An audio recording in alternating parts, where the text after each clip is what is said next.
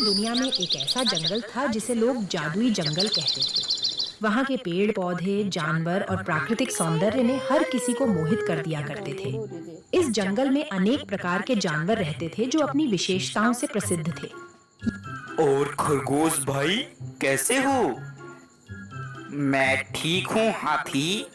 कहाँ जा रहे हो तुम? कुछ नहीं, बस सैर पर निकला था, थोड़ा घूमने। यहाँ के पेड़ बहुत ही जादुई थे और उन पर लगे फल इच्छाओं को पूरा करते थे। यह कहानी है एक जादू से भरे जंगल में रहने वाले एक बंदर जिसका नाम जग्गू था। खाने की खोज में दौड़ता रहता था। एक दिन, ये तो कोई नई जगह लगती है, यहाँ मैं कभी नहीं आया हूँ। मुझे अंदर जाना चाहिए। क्या पता मुझे अंदर खाने के लिए फल मिल जाएं। अरे वाह, आज तो मजा ही आ गया।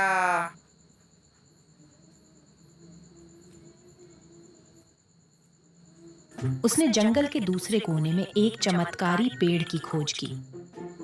अरे वाह, कितने स्वादिष्ट फल हैं। मैं ये पीला वाला फल तोड़ लेता हूँ। इस पेड़ पर अनगिनत फल थे, लेकिन उनमें से केवल एक फल ने उसका ध्यान खींचा।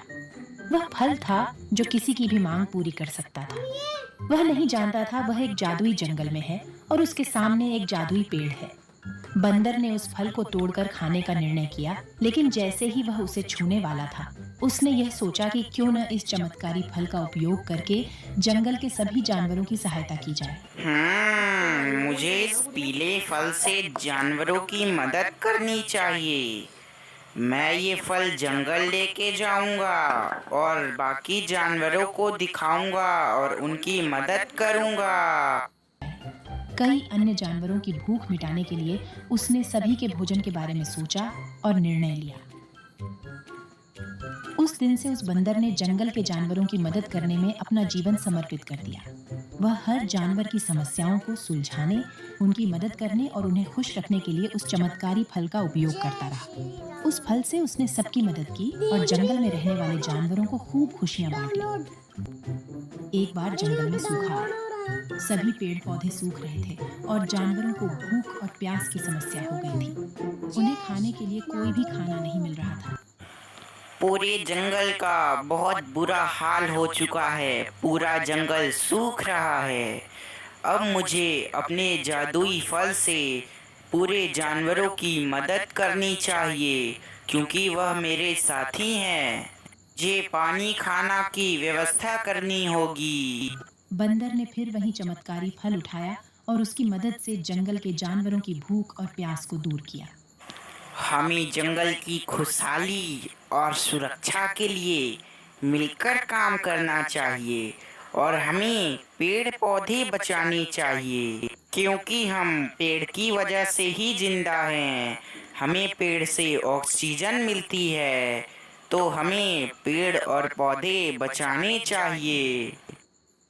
बंदर ने सभी जानवरों को समझाया कि वे जंगल की सुरक्षा और जंगल की खुशहाली के लिए मिलकर काम करें और पेड़ पौधों की रक्षा करें। वह चाहता था कि पेड़ सभी जानवर जंगल का सम्मान करें और एक दूसरे की मदद करें। क्यों पेड़ पौधे ही हमें जीवित रखते हैं, हमें खाना देते हैं, ऑक्सीजन देते हैं। हमें उनकी सुरक्षा करनी चाहिए।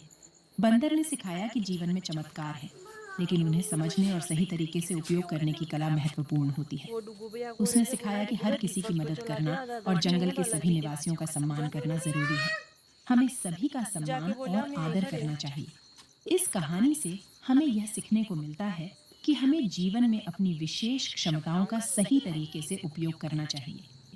हमें हमारे साथीजनों की मदद करनी चाहिए और साथ ही प्रकृति की रक्षा करनी चाहिए। इससे हमारा जीवन और जंगल दोनों ही सुरक्षित रहेंगे। इस तरह से जादुई जंगल की कहानी हमें सही राह दिखाती है और हमें यह बताती है कि हमें अपनी सार्थकता और क्षमताओं का सही तरीके से उपयोग करना चाहिए।